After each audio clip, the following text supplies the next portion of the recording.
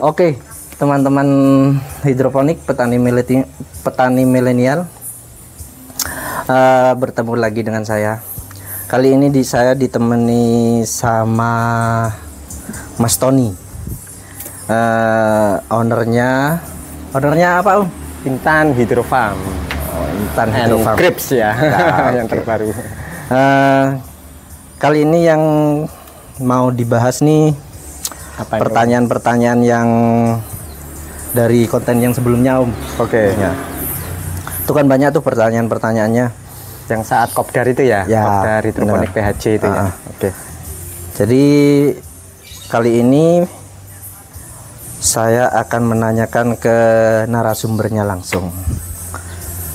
Boleh Om, boleh Om. Oke. Mungkin perkenalan dulu ya Mas ya. Oke, boleh. Perkenalan Mas Langsung Tony ya. saya? Ya. Jadi saya Tony Om ya, nama lengkapnya Tony Sugiarto.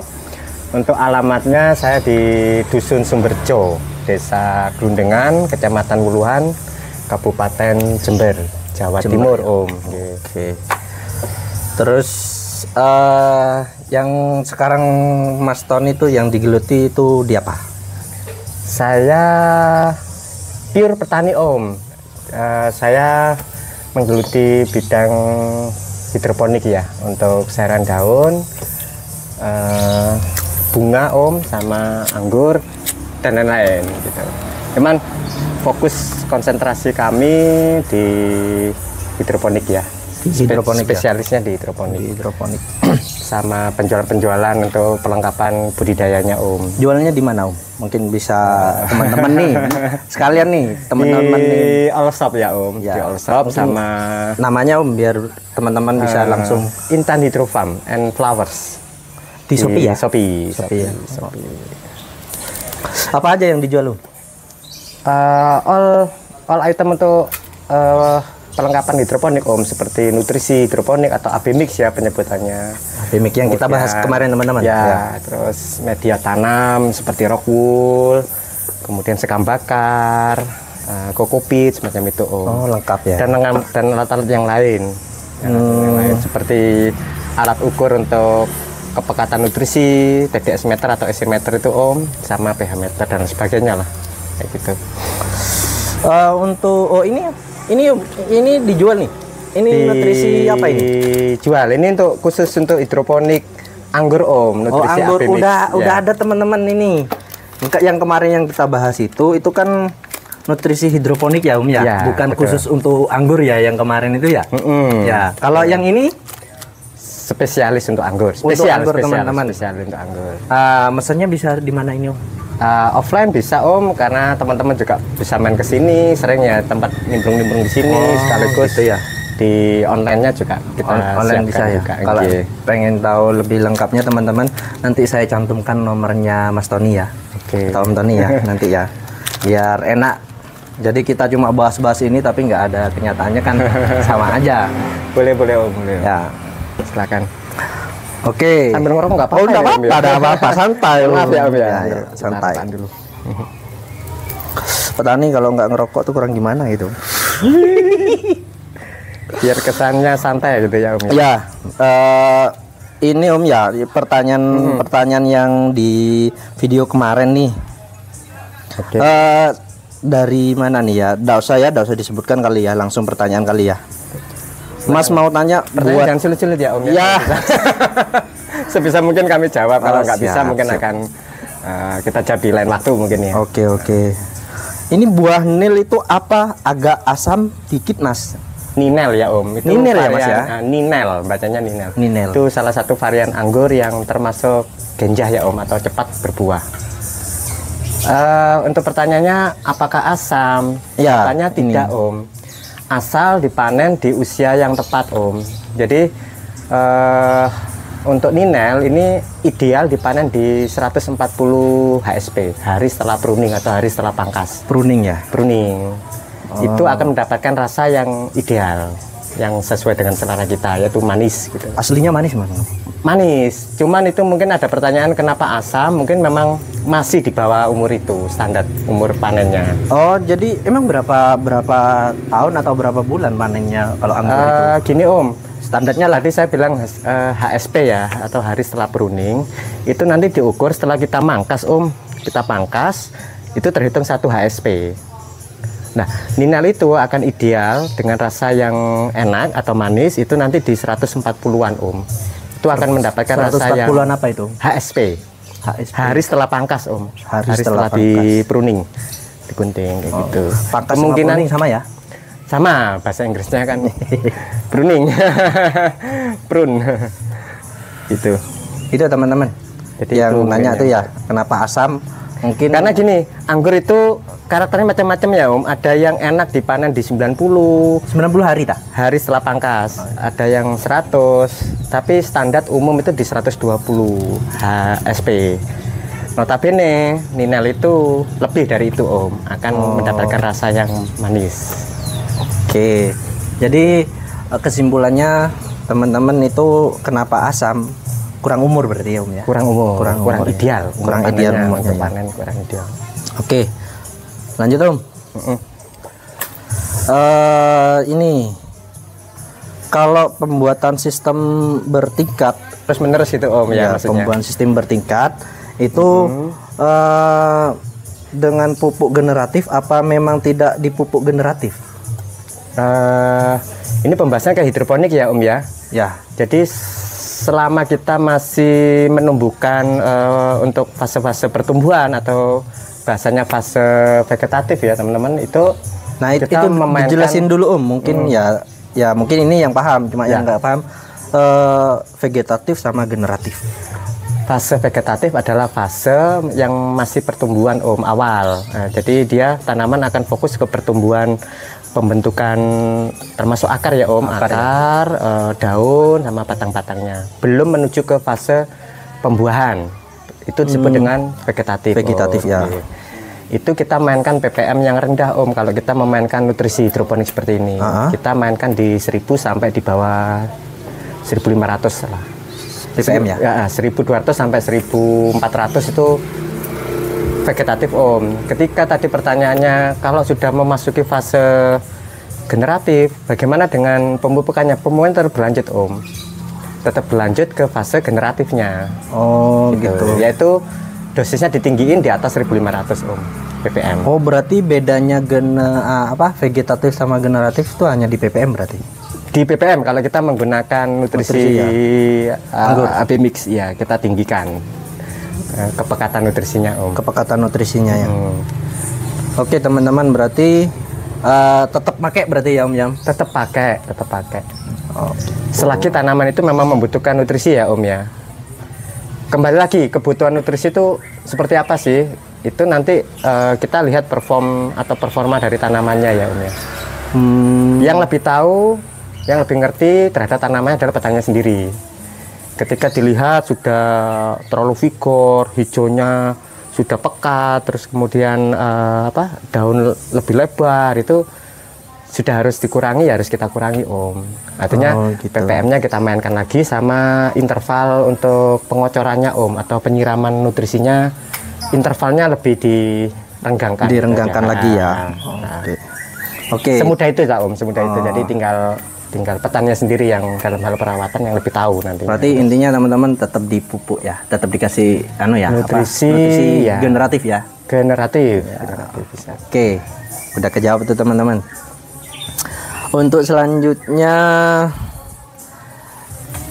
ini Om, tanam buahnya kecil-kecil agar bisa buah besar, gimana cara dan pemupukannya nggih? Buah besar atau berry ya penyebutannya untuk anggur itu tergantung variannya juga Om. Artinya itu kan faktor genetik ya. Kalau memang yang ditanam oleh teman-teman tuh varian-varian yang dengan ukuran berry yang tidak terlalu besar, kita optimalkan sebesar apapun juga nggak akan besar Om. Tetap kecil ya? Mungkin ada perubahan, cuman tidak terlalu signifikan lah. Kita berharap besar gitu. Ya, berarti tergantung jenisnya? Tergantung jenis atau variannya. Jadi gitu. Faktor genetik. Oke. Apakah bisa dioptimalkan? Bisa. Tapi tidak terlalu yang wow banget lah, perubahan sampai begitu drastis itu ya enggak. Khawatirnya digenjot dengan nutrisi pun dengan kandungan nutrisi yang tinggi, efeknya nanti rawan sama cracking atau pecah beri, pecah buah. Oh, pecah buah ya? Ya. Jadi ya kita yang harus bijaksana lah dalam pemberian nutrisi. Oke. Oke, lanjut teman-teman. Jadi itu ya. Jadi jawabannya berarti tergantung jenisnya ya, varian atau variannya, jenisnya anggurnya itu memang. Betul. Emang jenis anggur ini macam-macam, Om? Macam-macam, Om. Ada yang tipe kismis itu dengan beri-beri nggak terlalu besar ya.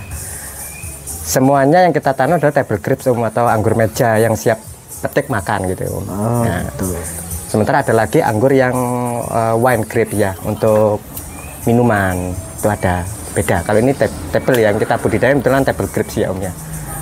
Cuma nutrisi ini bisa dibuat anggur macam-macam ya? Bisa, bisa. Segala anggur lah ya? Bisa, bisa. Karena nutrisi akan diambil oleh tanaman menurut hukum Liebig ya, Om, akan diambil sesuai dengan kebutuhannya.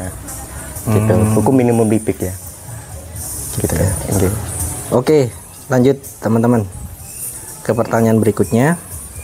Ini kalau banyak, Om, jangan banyak-banyak, Om. Ya. Oke, lanjut, Om. Yang penting-penting aja ini kali ya.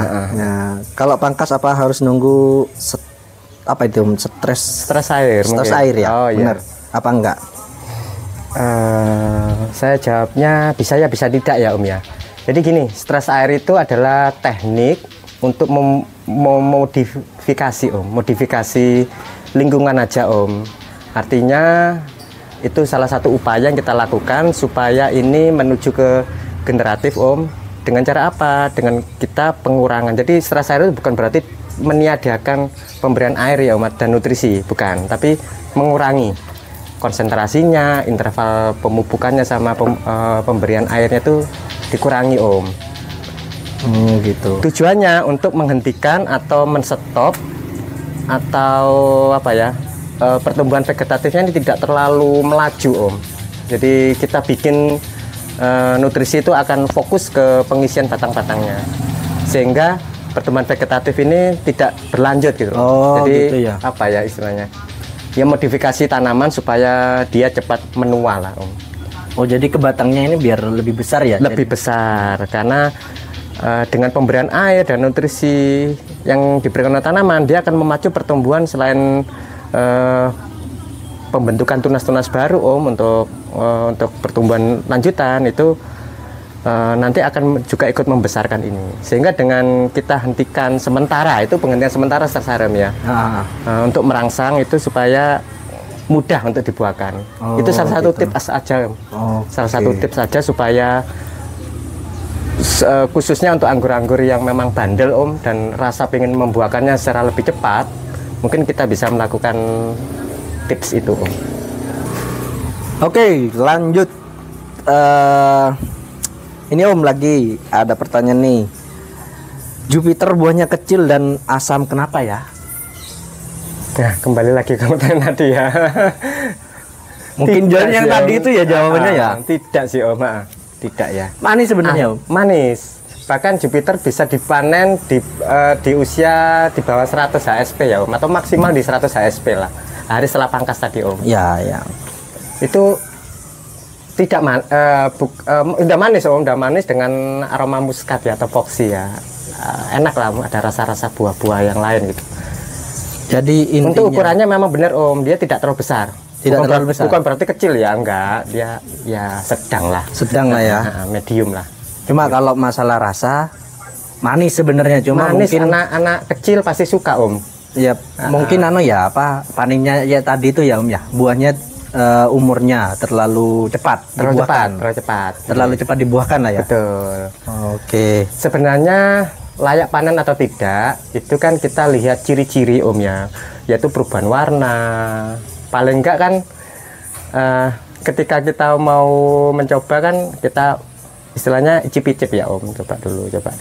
Tapi Jupiter itu dengan usia yang 100 itu udah istimewa, Om, untuk udah rasa. Manis ya. Udah manis. Seharusnya manis ya. Manis banget. Berarti kalau nggak manis something problem berarti, Om. Ada satu hal yang mungkin kurang tahu ya, kita kan nggak tahu kondisinya di sana gimana, seperti apa. Oke, lanjut, Om. Oke. Ini ada yang dari Malaysia ini, Om. Yang kamu yang bertanya nih. Assalamualaikum. Waalaikumsalam. Saya orang Malaysia. Saya ada di saya punya sepohon anggur yang saya tanam dari biji sudah 2 tahun, tapi masih tidak berbuah-buah. Dari biji jadi nanamnya dari biji. Terus kenapa? Pertanyaannya kok nggak berbuah-buah gitu loh? Kok nggak berbuah-buah? Ini dari Malaysia gitu ya, jauh ya. Sudah beda negara ini ya. Pertama itu sudah masuk turunan ya ya. Kita tidak tahu varian apa yang dia atau beliaunya tanam ya. Oh iya, nggak tahu jenisnya berarti ya? Iya, nggak tahu jenis. Jadinya ke ini ke varian turunan ya. Baiknya kalau memang sudah terbukti tidak berbuah kita bisa melakukan top working atau kita bisa melakukan grafting ya. Grafting. Kita sambung dengan table grape yang sudah terbukti manis dan genja Jadi itu mungkin yang solusinya itu ya untuk mengatasi hal tersebut. Karena umur pohonnya sudah 2 tahun. 2 tahun. Ya, ini padahal 2 untuk tahun table grape ini bisa kita buahkan di bawah 1 tahun ya. 4, 5, 6 bulan bisa berbuah. Berarti mungkin variannya perlu diganti aja deh Kelamaan tuh nunggu segitu. Termasuk 2 tahun itu orang yang sabar. Termasuk lama 2 tahun untuk anggur lah. Akan sangat ideal untuk dibuahkan sebenarnya dengan 1 tahun sampai 3 tahun itu sangat ideal dengan potensi hasil atau dompolan target tonasenya gede akan lebih optimal sebenarnya. Oke. Itu ya teman apa ya yang pecinta anggur dari Malaysia, jawabannya itu ya. Mudah-mudahan puas ya Oh ya, ini kita coba menjawab sebisa mungkin lah ya. Sebisa mungkin atau sepengetahuan saya ya mungkin. Oke. Ini ya lagi ya, kemarin juga saya banyak komen-komen nggak kurang enak lah ya. Masalah suara-suara kemarin itu loh. Ada feedback, ada suara backsound ya. Iya. Sebenarnya bukan gini teman-teman. Sebenarnya yang kemarin itu bukan kita nggak ngedengerin Mas Tony ini ngomong, bukan. Itu kan emang kopdar ya ya. Kopdar. Emang rame. Cuma saya pengambilan gambarnya kan emang posisi di belakang saya kemarin itu banyak teman-teman. Jadi saya tidak sayuran ya. Jadi ada 2 narasumber pada waktu itu ya. Benar. Yang jadi, satu membahas hidroponik anggur, yang satu di hidroponik sayuran daun. Ya benar itu teman-teman. Jadi bukan kita tidak memperhatikan, karena emang habisnya itu kita baru tahu. Tidak sengajaan ya. Tapi kemarin emang sempat mau dipotong cuma kan di waktu penjelasan itu bagus-bagusnya, jadi ya biarlah sudah, saya nggak dipotong lah. Yang penting kan penyampaian edukasinya nyampe lah gitu. Cuma masalah suara itu kayaknya mungkin bagi pakai yang headset mengganggu sih Betul. Oke. Akan terdengar jelas ya ya. Oke, lanjut ya. Masih ada Ini pertanyaannya sebagian udah kejawab di atas sih.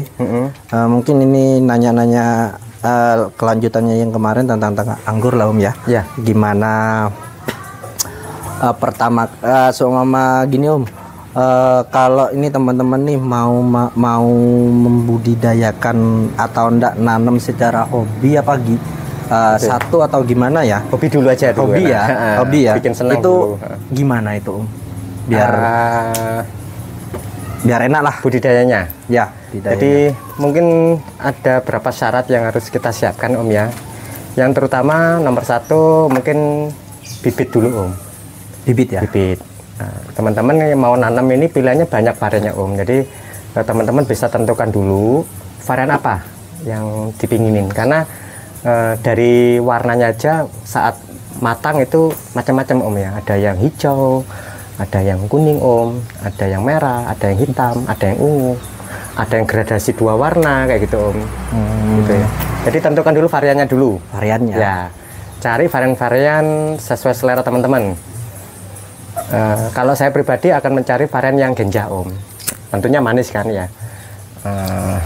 Genja itu gimana Genja itu cepat berbuah ya. Dengan umur singkat tanaman sudah bisa kita buahkan gitu Yang kedua, faktor sinar mataharinya Teman-teman di hidroponik biasanya menyebutkannya simat, ya, Simat, sinar matahari itu wajib Om. Penting banget, bahkan penting banget untuk membantu proses fotosintesis. Fotosintesis. Yang ketiga media tanam Om. Media tanam. Kalau di teman-teman hidroponik biasanya menyebutnya disingkat dengan metan, ya. Metannya itu harus benar-benar diperhatikan. Anggur itu suka air Om. Suka air, tapi tidak suka dengan genangan airnya. Jadi diharapkan media tanam harus yang satu porus atau poros. Jadi tidak menahan air Om. Yang tapi lama. basah ya? Lembab, cukup lembab aja. Jadi ya? kalau disiram itu sebisa mungkin langsung meresap, turun. Tidak terjadi genangan, atau membanjiri media tanam sampai nggak mau turun. Itu yang harus kita edit media tanam seperti itu. Jadi kita harus cari media tanam yang porus. Contohnya media tanam yang bagus kalau lah. yang saya pakai ya prakteknya aja ya Om, karena ini saya hidroponik, saya menggunakan kokopit dengan arang sekam saja.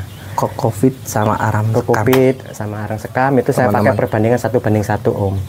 Kemudian kalau di belakang saya sana kan juga membudidayakan dengan planter bag Om, ya itu bukan hidroponik yang saya praktekkan. Jadi supaya ilmunya enggak campur-campur Om, ya. Jadi saya membedakan. Ya nanti saya shot.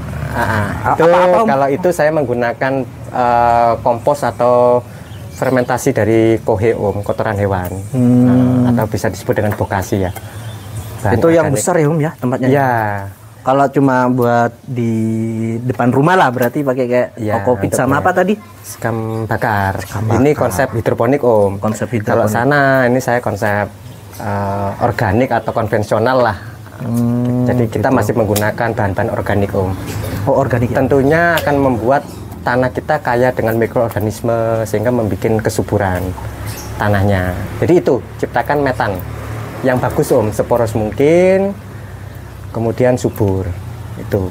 Tapi pakai nutrisi juga nggak itu? Pakai lah. Tetap ya, tetap pakai ya. Tetap. Sama nutrisi anggur juga. Kalau itu saya nerapkan pupuk-pupuk field grade untuk tanah memang. Oh untuk tanah ya. Jadi seperti saya sampaikan Om bahwa saya ingin membedakan gitu loh. Untuk edukasi teman-teman. Ini loh sistem hidroponik, ini loh sistem ini.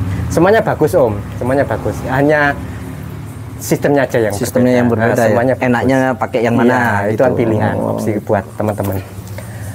Bahkan untuk skala industri ada baiknya nanti kedepannya seperti saya Om akan mencoba. Ini kan saya sistemnya kan hidroganik Om atau sistem kocor manual. Atau pelajaran teman-teman guyurponik gitu ya. Jadi saya pemupukannya dengan teknik siram ya. Abimix. Kalau mau skala industri mungkin nanti bisa kita mainkan sistem drip irrigation Om atau vertigasi. Kayak melon itu lah kayak. Ya, kayak melon, kayak tomcer, loma cherry Om. Kayak buah-buahan yang lain. Jadi nanti ada sistem instalasinya lah ya. Ada instalasi dengan timer ya Om, secara otomatis nanti nyala. Nutrisi masuk gitu Om. Jadi hidroponik lah Om ya. Ya hidroponik memang gitu ya Om. Kalau ini saya masih sistem manual Om, kocor-kocor manual lah. Hanya membedain nutrisinya aja sama media tanam. Tadi udah 3 poin ya Om ya. Yang keempat adalah nutrisi atau pupuk. Bagus mana pupuk hidroponik sama pupuk-pupuk konvensional, semua bagus Om. Asalkan petani tahu komposisi pupuk yang diberikan untuk tanamannya. Jawabannya bagus. Gitu ya. Yang nggak bagus semuanya itu, bagus ya? Bagus. Yang nggak bagus itu apa Om? Yang nggak dipupuk. Iya benar Om. Kan di desa-desa tuh kadang saya lihat tuh banyak tuh sampai lebat tuh anunya, tapi nggak berbuah Om. Itu kenapa ya? Ditanam di depan rumahnya itu sampai lebat anunya daunnya itu. Mungkin masalah edukasi Om atau ilmu ya Om ya. Jadi petani memang harus wajib ya untuk belajar. Menurut saya wajib ya Om. Petani harus pintar gitu loh ya. Di fase-fase mana harus menerapkan pupuk-pupuk ini. Di fase generatif harus pakai pupuk ini. Jadi penting itu untuk terus belajar ya Om ya. Saya pun masih banyak senior-senior yang saya harus banyak belajar ke teman-teman seperti mereka gitu. Jadi sama-sama belajar, sharing-sharing itu enak. Apalagi kayak ada media seperti sekarang ini Om, kita lagi diskusi begini. Harapannya kan kita menyebarluaskan sedikit ilmu yang kita punya. Betul nggak Om? Setuju nggak Om? Bener itu Om. Soalnya kan dari video kemarin itu kan banyak pertanyaan-pertanyaan yang tadi itu. Berarti kan ada ilmu yang diserap lah. Sebagian ada ilmu yang diserap. Oh, berarti yang tadi itu kembali ke yang tadi Om, yang tidak berbuah itu berarti perawatan ya Om atau ya? juga pada waktunya harus dipangkas, dia nggak ngerti timingnya untuk dipangkas Om. Pruning itu pruning ya, karena gitu. Anggur ada kalanya anggur tanpa pruning itu berbuah Om. Tapi akan maksimal kalau mau berbuah ya harus dipruning kan gitu tuh Om. Gitu. Dan ini lagi Om, kadang kecut apa kalau ditanam yang biasa dia asam. Kemungkinan yang ditanam bukan varian-varian yang table grapes Om.